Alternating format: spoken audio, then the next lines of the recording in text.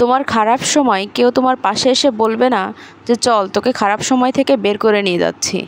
তোমার দুঃখ তোমারই আনন্দ, তোমার ব্যর্থতা তোমার সাফল্য, তোমার হেরে যাওয়া আর তোমার জিতে ফেরা, সব কিছুই তোমার। তাই জীবনে ভালো সময় আসুক আর খারাপ সময় আসুক, তোমাকেই পার করতে হবে। তোমাকেই খারাপ সময় থেকে বের হয়ে আসতে হবে আর তোমাকেই ভালো সময় উপভোগ করতে হবে। তো হ্যালো এভরিওয়ান, আসসালামু আলাইকুম। আমি সাদিয়াস কিচেন অ্যান্ড লাইফস্টাইল আপনাদের স্বাগতম। তো কেমন আছেন সবাই? আশা করব সবাই আল্লাহর রহমতে ভালো আছেন।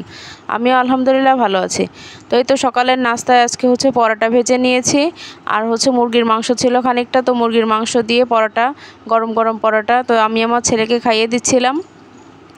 তো যাই হোক, তারপর হচ্ছে আমার একটা পার্সেল এসেছে আজকে ফ্যাশনেবল ড্রেস থেকে।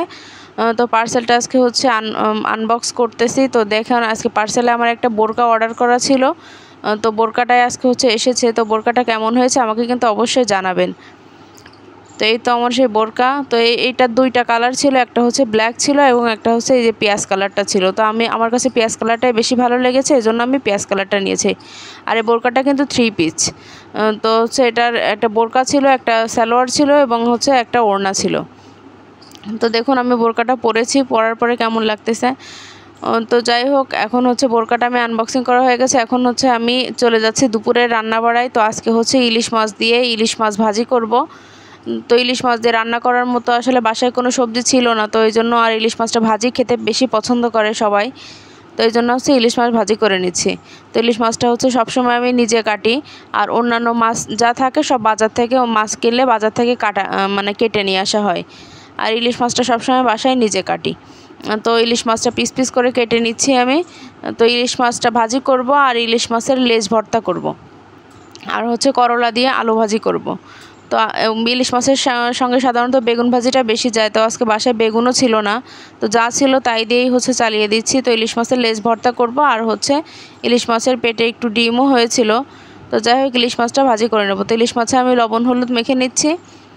তো ইলিশ মাছে লবণ হলুদ মেখে নিয়ে তারপর হচ্ছে ভাজি করব। আর ইলিশ মাছে কিন্তু অনেকে মাছ ভাজি করার সময় হলুদ মানে শুকনো মরিচের গুঁড়া ব্যবহার করে। তো আমি আবার শুকনো মরিচের গুঁড়াটা দিই না, কারণ ওটা দিলে আমার মনে হয় যে ভাজিটা ভালো মতো হয় না, ভিতর থেকে আর পুড়ে যায়, আর ভাজার সময় প্রচুর কাশি আসে।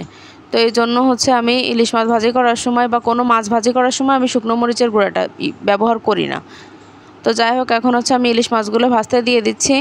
এই ইলিশ মাছটা ভাজি হয়ে গেলে তারপর হচ্ছে আমি ইলিশ মাছের লেজটা ভর্তা করে নেব।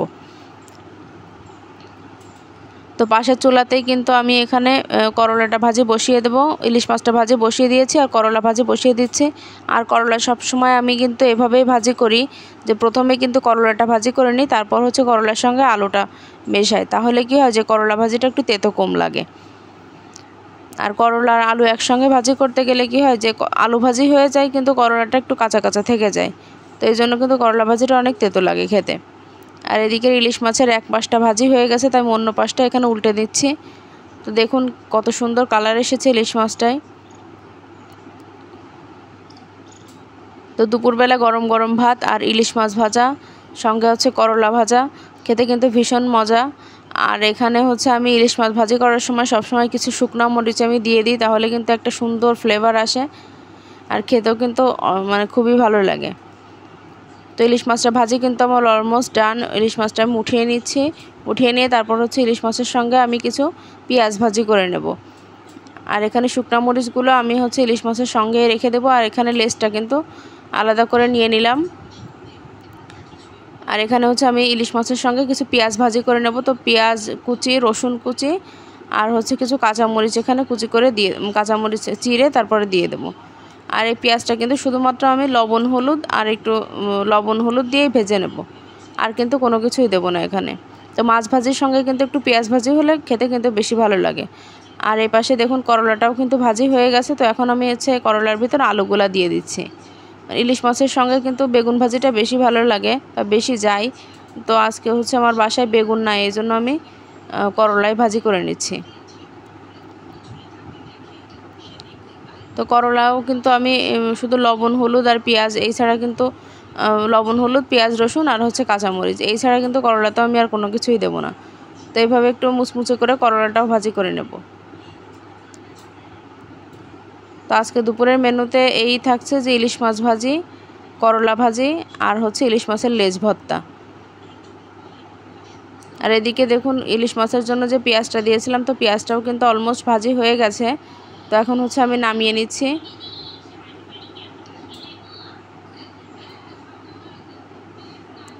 তো এভাবে ইলিশ মাছ ভাজি করে কিন্তু খেলে অনেক টেস্ট, অনেক মজা হয় ইলিশ মাছটা। আর ইলিশ মাছের শুকনো মরিচটা কিন্তু অনেক ভালো লাগে খেতে।